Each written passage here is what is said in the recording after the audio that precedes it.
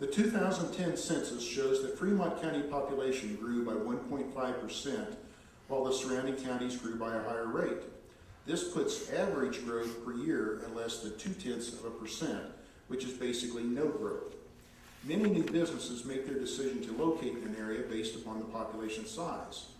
What do you see we could do to attract a higher growth in population over the next decade that would put us in a positive position for new businesses? Well, the county, I think, grew 1.47%. The city grew 6.28%. How bad would they look if it hadn't been for the city? What can we do to get more people in here? I don't know. There's a lot of things, I guess, that we can do. We have to make it more attractive. How do you do that? We got the best climate in the world. We got lowest taxes around any place. We have lower water than any place. So I guess we have to just put a positive image out there and say, hey, this is where you want to live on it. We have anything that you want to do, you're within 2 hours. Hour and a half to ski, 2 hours to Denver to a big place, whatever you want to do.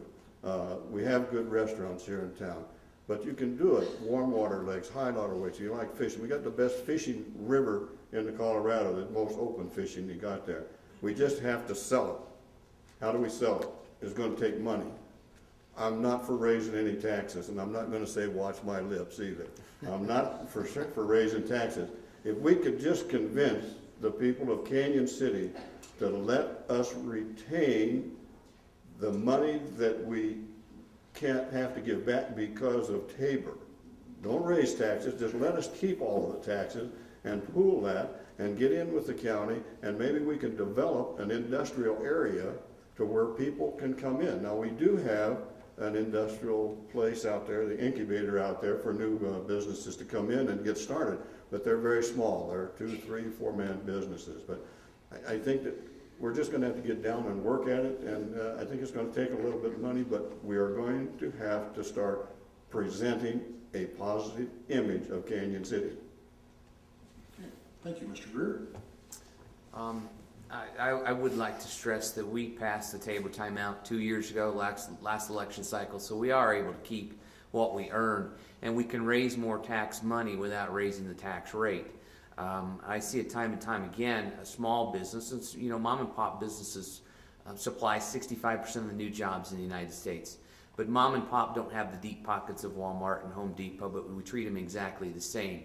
And over the past 2 years, I've seen numerous instances where a small business tried to open, and the cost of opening that business was just exorbitant, and it put them right out of business because they didn't even have enough money. After saving a year's worth of operating funds to open their business, they didn't have enough funds to comply with the regulations that we have, because we have what's called change of use, and the change of use takes effect after a building hasn't been used for a particular purpose for 6 months. So we've got these empty buildings downtown, and when somebody comes and tries to open a business in one of those empty buildings, we see that because it's a change of use, because it hasn't been used for 6 months, that they've got a lot of new regulations. It opens up our wish list of things that we'd like to have, and that was probably okay, and people looked past it a little bit when the economy was great. But right now, there's not a lot of money. I think a lot of people, what's lost on a lot of people, particularly politicians, is that when you go to bank to borrow money to open a business, they will now loan you a very small percentage of what it takes to open that business. It's 60% loan to value on the property.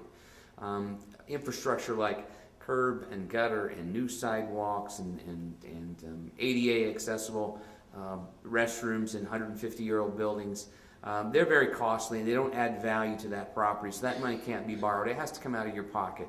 We see a lot of businesses come to town and then they go under in a very short period of time. Part of the reason for that is all of the cash that they have in their pocket goes into that building, and the first winter when things start to slow down, they don't have operating capital to keep it up. And I see it time and time again. We need to look at those outdated regulations and see what we really need to have and what was just nice to have when we could afford it. Just like the average mom and pop at home, when you tighten your belt and you say, you know what, I'm going to reduce my cable bill because it's not absolutely necessary anymore. Thanks.